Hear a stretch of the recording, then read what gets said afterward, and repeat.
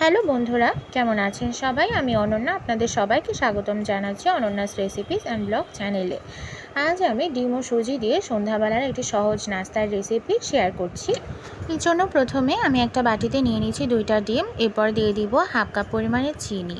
এরপরে একদমই অল্প পরিমাণে এখানে লবণ দিয়ে দিচ্ছি। এরপরে আমি ভালোভাবে ডিমটাকে চিনির সাথে ফেটিয়ে নেব। চিনিটা যতক্ষণে না গলে যায় ততক্ষণ পর্যন্ত আমি ফেটাতে থাকবো। আপনারা চাইলে কিন্তু এখানে ভ্যানিলা এসেন্স ইউজ করতে পারেন, যাদের ডিমের গন্ধটা পছন্দ না হয়। আমি এখানে ভ্যানিলা এসেন্স আর ব্যবহার করিনি। এই তো আমার ডিমটা ভালোভাবে ফেটানো হয়ে গেছে। এরপরে এখানে দিয়ে দিচ্ছি 1 চামচের মতো গুঁড়া দুধ। এরপরে আমি এখানে দিয়ে দিচ্ছি সুজি। আমি একদমই কাঁচা সুজিটা ব্যবহার করেছি, ভেজে নিইনি আগে থেকে। সুজি দিয়ে আমি ভালোভাবে ডিমের সাথে সুজিটাকে মেখে নেব। আমার এখানে প্রায় 3 কাপের মতো সুজি লেগেছে বিস্কুটের ডোটা তৈরি করতে।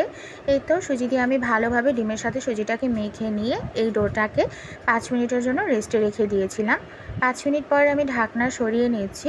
এরপরে সুজির ডোটাকে আমি আবারও হাতের সাহায্যে একটু মথে নেব। আমি এখানে 2টো ডিম দিয়ে বিস্কুট বানিয়েছি, তাই আমার সুজির পরিমাণ কম লেগেছে। আপনারা যদি ডিম বেশি দেন তাহলে সুজির পরিমাণটা বেশি লাগবে।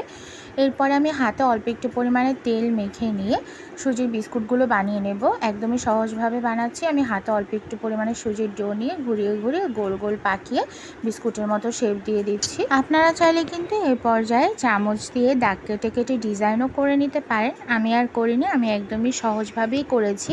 আপনারা কে কোথা থেকে আমার এই ভিডিওটি দেখছেন অবশ্যই কিন্তু আমাকে কমেন্টস করে জানাতে ভুলবেন না। যাই হোক, আপনাদের সাথে কথা বলতে বলতে কিন্তু আমার বিস্কুটগুলো তৈরি করা হয়ে গেছে। এরপর আমি বিস্কুটগুলোকে ভেজে নেব। এই জন্য প্রথমে একটি কড়াইতে আমি পরিমাণ মতো তেল দিয়ে দিচ্ছি। তেল দিয়ে আমি তেলটাকে কিছুটা সময় গরম করে নেব। তেলটা ভালোভাবে গরম হয়ে এলে এরপরে ওর মধ্যে আমি একটা একটা বিস্কুট ছেড়ে দিচ্ছি। এরপরে আমি লো মিডিয়াম হিটে প্রত্যেকটা বিস্কুটই ভেজে নেব। বেশি যদি জাল দিয়ে বিস্কুটগুলো ভাজতে যাই তাহলে কিন্তু বিস্কুটের ভেতরে কাঁচা থেকে যাবে, ওপর থেকে কালার চলে আসবে। তাই আমি একদমই মিডিয়াম হিটে বিস্কুটগুলোকে ভেজে নিচ্ছি ব্রাউন কালার করে।